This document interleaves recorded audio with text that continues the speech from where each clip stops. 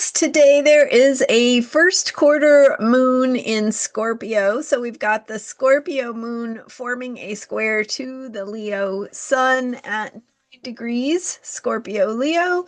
And with that first quarter moon, we are 1/4 of the way through the current moon cycle that began with the Leo new moon. So we're progressing on our evolutionary journey through the current moon cycle, evolving as we move forward and explore themes of self-expression and creativity that began with that Leo new moon. I'm Marina Orms here with your Astro vibe for Friday, August 1st. And we also, last night, had a Mercury conjunction to the sun. Mercury is retrograde, of course, so it's joining up with the sun, which it does join the sun in a retrograde conjunction when it passes between the sun and the earth. So little tidbit there, but when the sun and Mercury join up, our communication, our thinking and mental processes, which is Mercury, merges with our self-expression, our shiny self, our radiant self, which is the sun. So how we express ourselves, how we are seen, how we are bright and brilliant, and our hopefully true selves shining in the world. So communication merging with self-expression. And then we've got this first quarter moon in Scorpio saying, okay, you set some intentions on that Leo new moon, whether you set them consciously or not, you put something in motion. And that's why we want to really use those new moon times as a time to set intentions, because we can move things in positive directions when we are clear about what it is we want, right?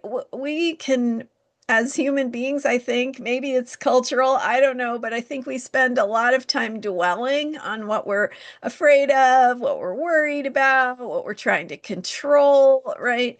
And what we can do is shift into remembering to focus on the positive outcomes we want and to remind ourselves. How often do you remind yourself that you actually are doing positive things? Do you spend more time thinking about what you're not doing and less time remembering how much you are doing? This is a great time to remember how much you do already. And it may sometimes feel like it can never be enough, but remember, it is enough because it's what you can do. You are doing what you can do. By definition, you are doing the things that you can do. And can you work toward investing even more fully in those positive outcomes? Sure, sure. We can all keep working on ourselves. We can all keep taking baby steps and action steps and figuring out what is our own best way to contribute. But it doesn't mean we're not already working on that, right? And so how you have gotten here to where you are even aware of what the problems are, to where you care about those outcomes, to where what other people experience or what happens in the world matters to you, right? That's something to be proud of. It's something to recognize in yourself. So this is right. This is about the Leo sense of expression and being your true self and remembering that you are that place of power. You are that place of shiny, radiant truth. And so anyway, that's just like, I think we focus a lot on what we're doing, not how we're not doing enough or what we're not doing well enough or perfect enough. And we can remember that we actually are doing a lot. So that would be a great self-care tip for today, is to write down the things you have done, the things you are doing to further what you care about, to invest in positive outcomes that feel important to you. to do this exercise of looking back. So look back 1 year ago. How far have you come from 1 year ago in terms of your self-awareness, in terms of healing, in terms of building healthy relationships in your life, in terms of moving something that you care about in a positive direction, in terms of advancing projects, things you've finished, things you've made progress on, even if you haven't finished them. Maybe something you got stuck on, but you got it to that point, right? And now you get to unstuck it, get it unstuck from where it is to move it to the next point.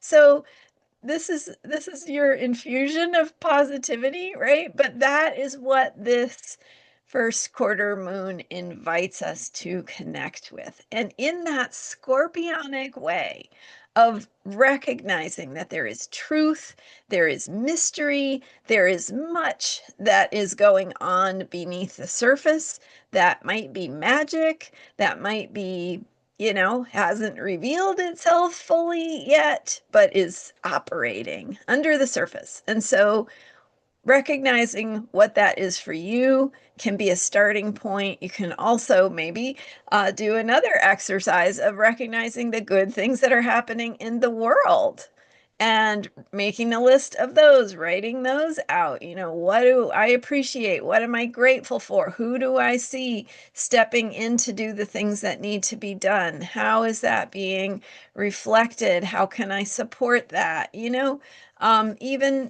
maybe there's somebody in your life that you could reach out to and say, hey, I really appreciate what you're doing.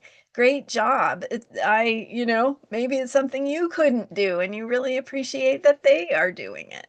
So that praise, that appreciation, that is something we can share with our Leo generosity and step into that place of mystery where we might be making a difference in ways that are not obvious on the surface. So along with that, on a more, I guess, more obvious, superficial level, we could also think about, how is your creative process evolving? And not that that is superficial, but it's more maybe easier to think about. That's what I mean. So how is your creative process evolving? What are you learning about yourself and your creativity and the things you want to make or shape or be part of creating? And so, some of us are raising children, and that's an incredible creative process. Do you always feel like you get it right when you're raising children? Probably not, I'm guessing, right? So what other things are you working on in your life? Making dinner is a creative process. Planting something and watching it grow is a creative process.